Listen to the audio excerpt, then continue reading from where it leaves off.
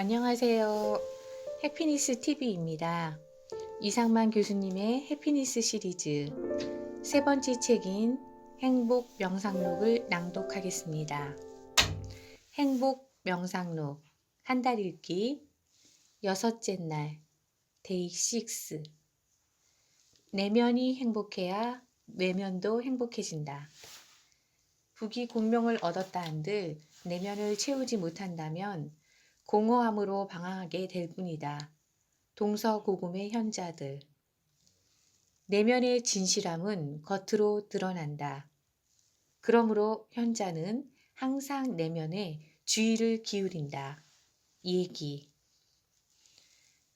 오늘날 우리는 외형적인 것, 물질적인 것, 겉모습에 너무 치중하다 보니까 마음이 황폐해질 대로 황폐해졌다.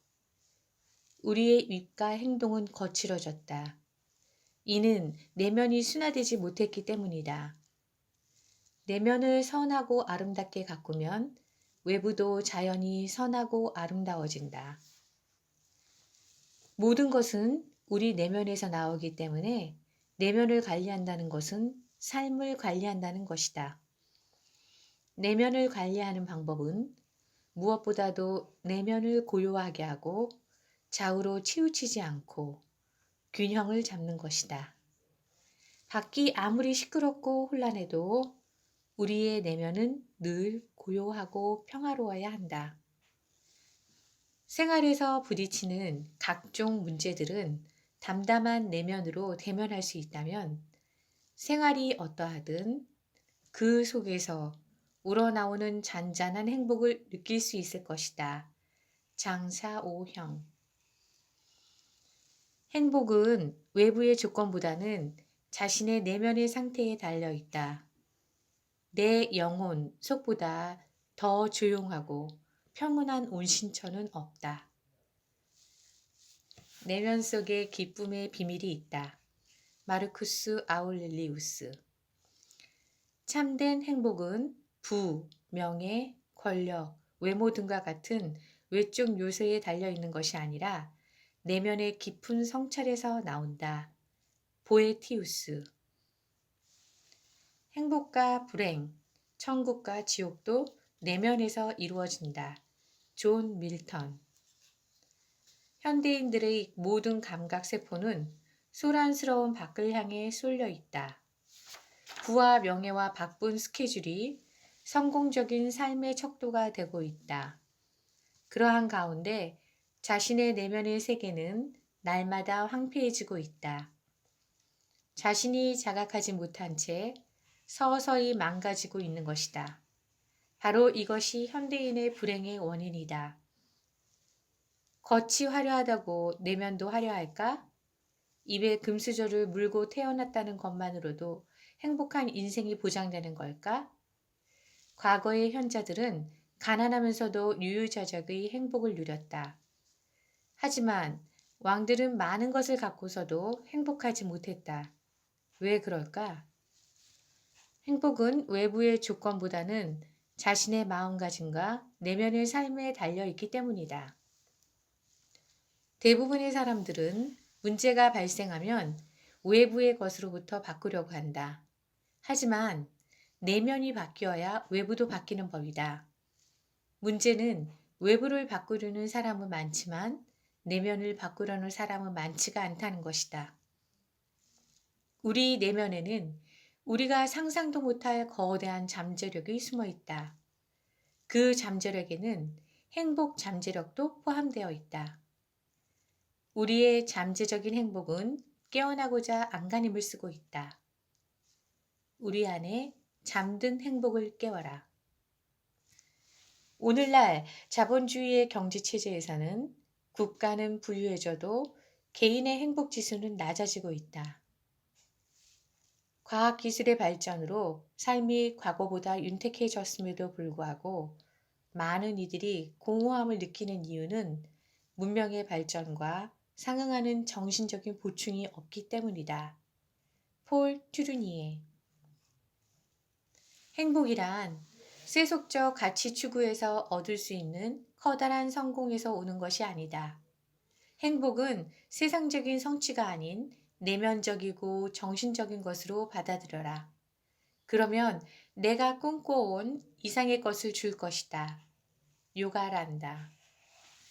한국과 일본, 미국과 영국 등과 같은 자본주의 국가들의 행복 지수가 비교적 낮다. 그 이유는 행복의 척도가 있어서 내면을 무시하고 물질적인 부를 지나치게 강조하는 풍조가 강하기 때문이다. 그렇게 하면 부와 쾌락을 추구하는 과정에서 정신적, 영적 만족은 작아지고 불행은 커진다. 자신의 능력과 부가 동일시되는 자본주의 사회에서는 가난은 불평과 더불어 자신의 능력 없음을 나타내는 모욕으로 드러난다. 그래서 오늘날 가난에 대한 불안이 가중될 수밖에 없는 것이다. 참된 행복은 건강한 내면에서 나온다. 자신의 내면에서 피어나는 행복이야말로 진정한 행복이다. 하지만 행복을 내면에서 찾지 않고 외부에서 찾으려는 현대인은 행복의 근원에서 멀어지고 있다. 오늘날 행복의 토대가 무너졌다. 자본주의가 우리의 물질적인 욕구를 충족시켜 줄 수는 있을 것이다. 그러나 우리는 사육되는 가축이 아니다. 우리는 잘 먹고 잘 사는 생활만으로는 행복해질 수 없다. 최근에 엄청난 부와 명성을 누린 유명한 사람들도 내면은 오히려 한없이 공허하고 외로워서 술과 마약에 의지하며 자살을 시도하는 경우를 흔히 볼 수 있다. 우리는 자본주의 사회에 살면서 잠시 감각적인 쾌락에 중독되어 참된 행복에서 멀어지고 있지는 않은가? 만약 원하는 것이 잠시의 쾌락이라면 차라리 마약을 먹는 편이 나을 것이다. 하지만 잠시의 쾌락은 후에 발생하는 부작용으로 고통만 더할 뿐이다. 반짝거리며 보기 좋은 쾌락은 결국은 여름 한철 부는 계절풍처럼 덧없이 지나가 버리고 깊은 후유증만 남기는 것이다. 뜻밖의 행운이 찾아온다고 행복해지는 것은 아니다. 잃고 얻는 것에 연연하지 않고 높고 낮아짐에 흔들리지 않는 자유로운 영혼은 행복하다. 스토아 철학자. 횡재는 횡액을 불러들인다. 격언. 흔히 말한다. 복권 당첨은 인생 대박이다. 우리는 로또 복권과 같은 도박과 같은 퀵 솔루션을 통해 한 번에 모든 행복을 손에 넣으려는 일확천금의 꿈을 가지고 있다. 하지만 거액 복권에 당첨된 사람들이 대부분 불과 몇 년 후면 뜻밖의 행진을 하기보다는 모든 면에서 더 열악한 상태에 놓인다고 한다. 복권은 행운은 될 수는 있겠지만 행복은 될 수 없다. 잠시의 쾌감은 줄지라도 안정된 행복은 주지 못한다. 끊임없이 천국과 지옥을 오가는 삶, 쾌락과 우울이 반복되는 롤러코스터 같은 삶에는 참된 행복이 깃들 여지가 없다. 호화로운 생활은 오히려 내면을 공허하게 할 따름이다. 내 내면이 아름다워지게 해주시고 내 재산은 내 내면의 상태와 일치되게 하소서. 소크라테스. 아무리 많은 소유물을 지녔다 할지라도 내면이 고요하고 평온하지 않으면 행복할 수가 없다. 그러므로 소유가 많고 적음에 상관없이 우리는 아주 고요하고 평온한 삶을 지향할 필요가 있다. 과거에는 가난이 자랑스러울 때도 있었다. 중세 유럽의 기독교 사회에서 가난이 이상적인 삶의 기준이 되기도 했다. 조선 유교의 사회에서도 가난이 덕망이 높은 선비의 삶의 모습이었다. 행복하려면 돈이나 명성 같은 세속적 가치에 매몰되지 말고 자신의 본연의 모습을 찾고 내면을 성숙하게 가꾸어야 한다. 우리의 내면은 고요와 평온을 지향하고 있으나 세속적인 욕망은 그것을 가로막는다. 내적 빈곤은 외적 소유욕으로 나타난다. 사람은 내적 만족이 없으면 외적 소유로 그 자리를 채우려는 경향이 있다. 이러한 경향은 날마다 자기 무덤을 파고 있는 것과 같다. 어떻게 하면 불필요한 것으로부터 자유로워져서 단순하되 충만한 삶을 살 수 있을까? 매 순간 자신을 점검해서 세상의 탐욕을 경계하고 단순하면서도 명상적인 분위기 속에서 고요함이 내 안으로 찾아들도록 해야 한다. 인간은 자신의 정원을 가꾸어야 한다. 볼테르. 우리의 마음은 밭이다. 그 안에는 기쁨, 사랑, 즐거운, 희망과 같은 긍정의 씨앗이 있는가 하면 미움, 절망, 좌절, 시기, 두려움 등과 같은 부정의 씨앗이 있다. 어떤 씨앗에 물을 주어 꽃을 피울지는 자신의 의지에 달렸다. 틱낫한. 우리의 내면은 날마다 새롭게 피어나는 꽃처럼 그렇게 피어나고 향기로워야 한다. 수행자. 행복하고 싶다면 자신의 내면을 부지런히 정성껏 가꾸어야 한다. 마음밭에 잡초가 무성한데 어떻게 행복의 꽃을 활짝 피기를 바라겠는가? 세상 만사를 보는 내면의 눈이 어떠냐에 따라 내면 그대로 세상이 보이는 법이다.